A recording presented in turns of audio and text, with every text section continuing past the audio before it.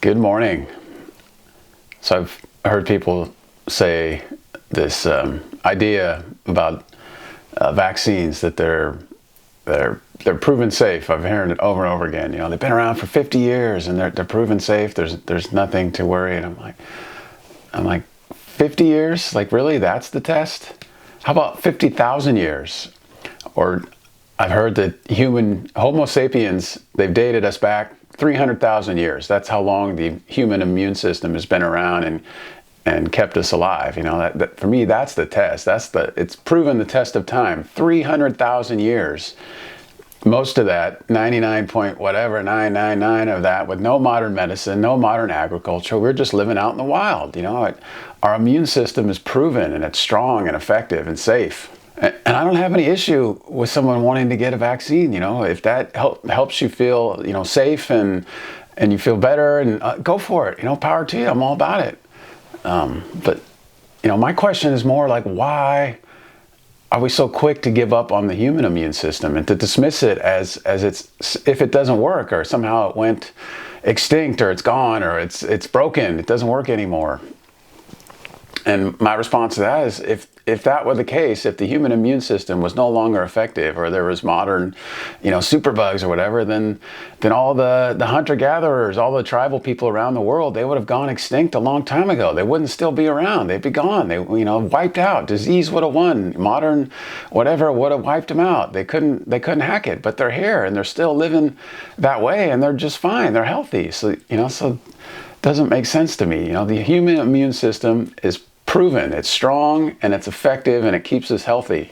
And I've heard some people say that it's genetics, that health is purely what we inherit and based on our ancestry. And that some have used the analogy that a lot of modern people, and especially Europeans, are like chihuahuas, and our hunter-gatherer ancestors were like the wolves, and that, you know, over thousands and thousands of years of in captivity, we've lost our super genes to live in the wild.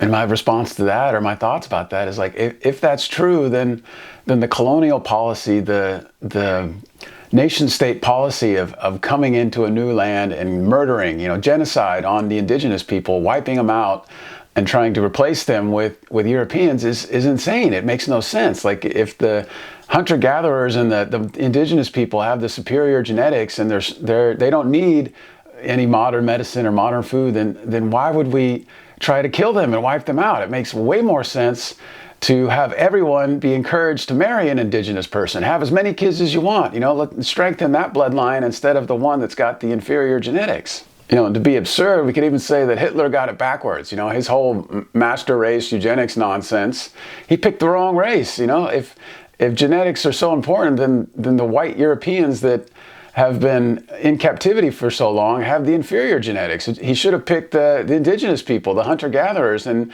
expanded that bloodline. You know, that would have been the smart thing to do if you're trying to create a strong, powerful people that can survive anything, because that's what the hunter-gatherers are. They're out in the wild. They don't need anything. They're just fine, and they're strong and healthy. I'm totally being absurd here, trying to point out the insanity or the absurdity of this kind of modern thinking that we need endless medicines and vaccines and stuff to keep surviving. You know, and how many vaccines are enough? What, 100, 1,000, never ending? We just come in for our weekly jab? I mean, I made sup surfing videos for a number of years, and then I quit sup surfing, as did a lot of people. So I stopped making those videos. You know, if there's no customers, there's no business. So there's no point. If there's no interest in something, then don't bother making any goods or services for that custom.